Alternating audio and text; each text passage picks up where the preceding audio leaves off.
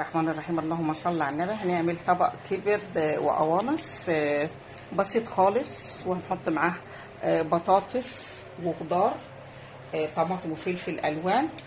وهنا معايا اول حاجه البصل هديله تشويحه، وبعدين هحط القوانص والقلوب، لان القوانص بتاخد وقت اكتر من الكبد.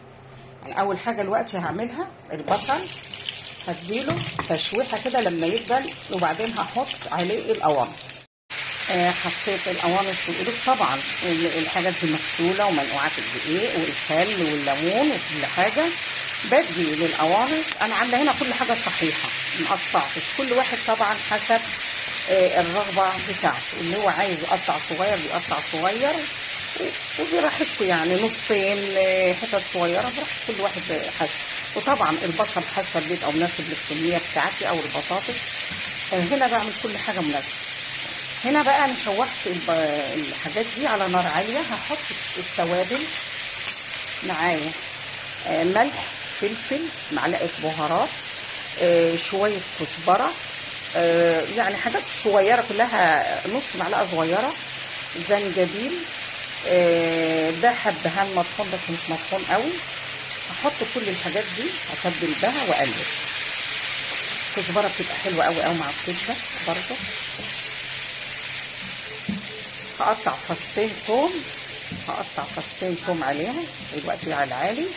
هحط لها ايه بقى يتشوح معاها على العالي، لان انا مش هحط الكبده دلوقتي خالص، لان الكبده ما بتاخدش وقت. هحط البطاطس اديها تشويحه على العالي، وبعدين ههدي على الاثنين على ما اقطع فصين ثوم اجيبهم فوق.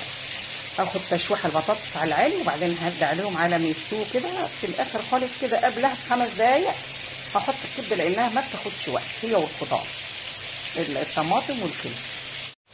خلاص معايا فصين ثوم هحطهم واقلبهم، وههدي النار لحد ما البطاطس والقوانص تستوي. بعدين هحط الكبد على الاخر كده ونشوف مع بعض. ريحه وطعم ما شاء الله. تنفع غدا، تنفع فطار، تنفع عشاء، زي ما انتوا عايزين، زي ما كل واحد حابب. هنحط خلاص الكبده، وهنحط الخضار. نسبة السوى اللي لسه بقى للقوانص القلوب هنكملها مع بعضها، وهنقلبهم ونغطي عليهم ونسيبهم. بس هنقلبهم الأول على نار عالية، ههدي عليهم ونسيبهم يكملوا سواهم مع بعض. ما شاء الله الطبق بتاعنا جاهز، سريع لذيذ مغذي مشهي، يكفي عدد كبير برغم ان الكمية صغيرة. ده كله نص كيلو بس، وبألف هنا وشفا. جربوه وقولوا لي ايه رأيكم.